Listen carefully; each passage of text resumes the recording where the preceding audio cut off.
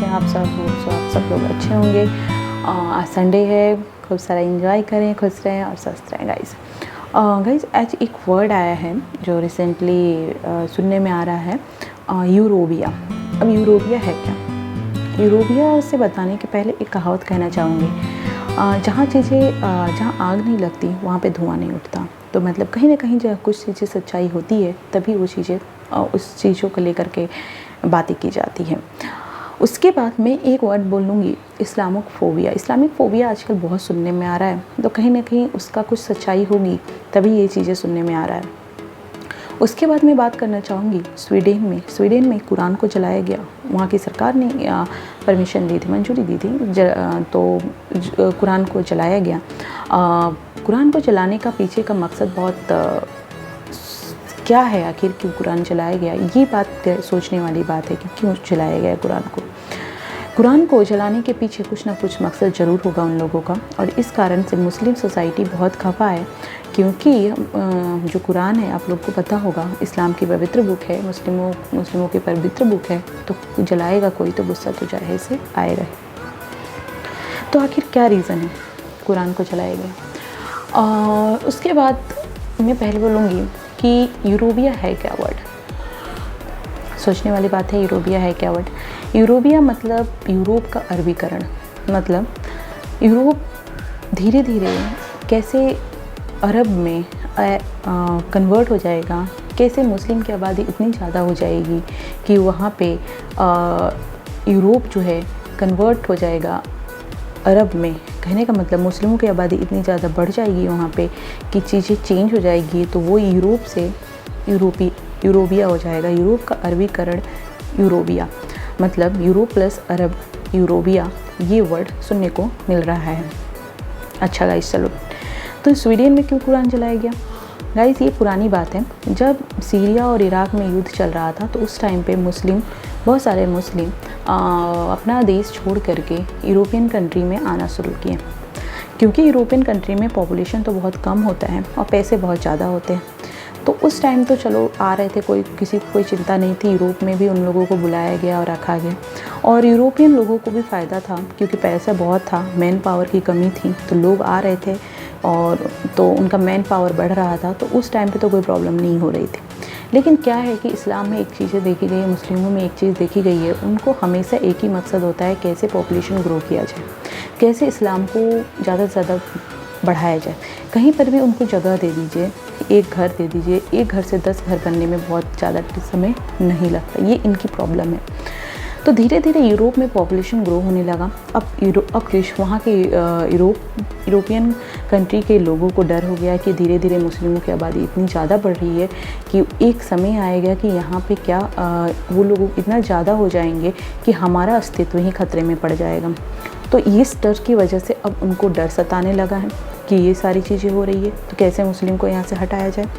France में तो बहुत सारी शिक्षा और ये सारी चीज़ों में बोल दिया गया है कि उसमें जो चीज़ें हैं सब फ्रेंच में ही की जाएगी। और इटली में तो मस्जिद के बाहर प्रेयर करने में पाबंदी लगा दी गई है।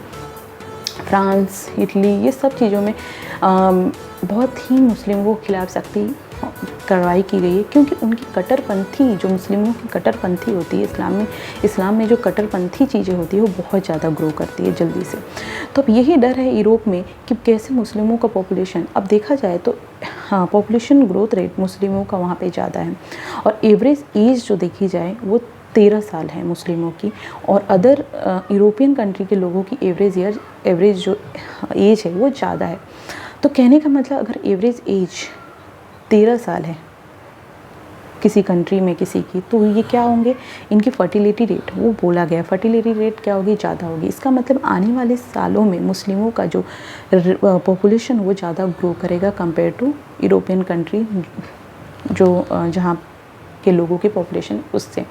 तो यही एक चिंता है कि यहाँ पे कैसे मुस्लिमों की आबादी को रोकी जाए।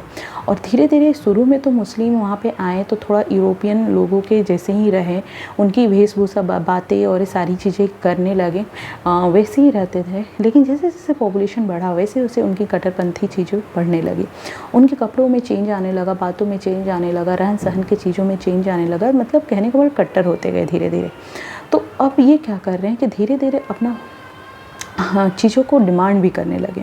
बात ऐसी है इंडिया में भी जो मुस्लिम हैं वो कहीं से आए हैं, यहाँ के नहीं हैं।